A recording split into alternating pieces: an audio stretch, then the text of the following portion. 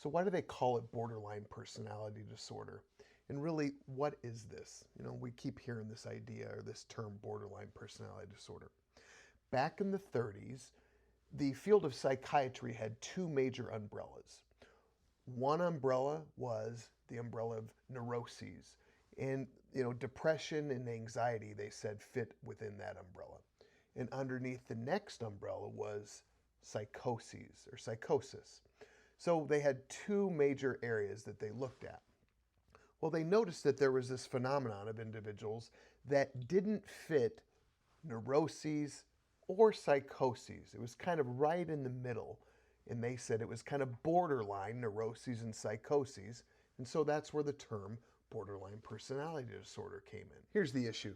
That label is not very kind and it's not very accurate. Unfortunately, we never changed the terminology, so we're stuck with it.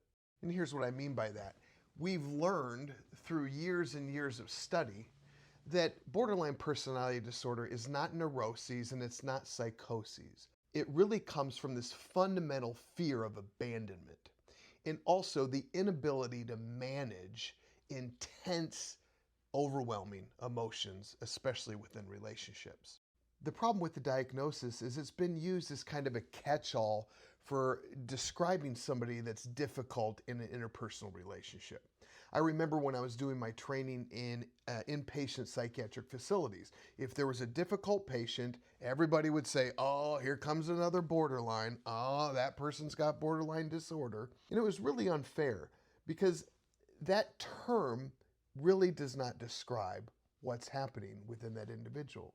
What's happening with that individual is a terribly painful fear of abandonment, of not being loved, of not being seen, and not being heard, as well as the inability to manage extremely intense emotions, especially within interpersonal relationships. So if you know of somebody that's diagnosed with BPD or borderline personality disorder, what I want you to look at is I want you to look at them as somebody that struggles with the fear of abandonment. They struggle with the thought of they're unlovable, that they're not going to be accepted, they're not going to be understood, they're not going to be heard.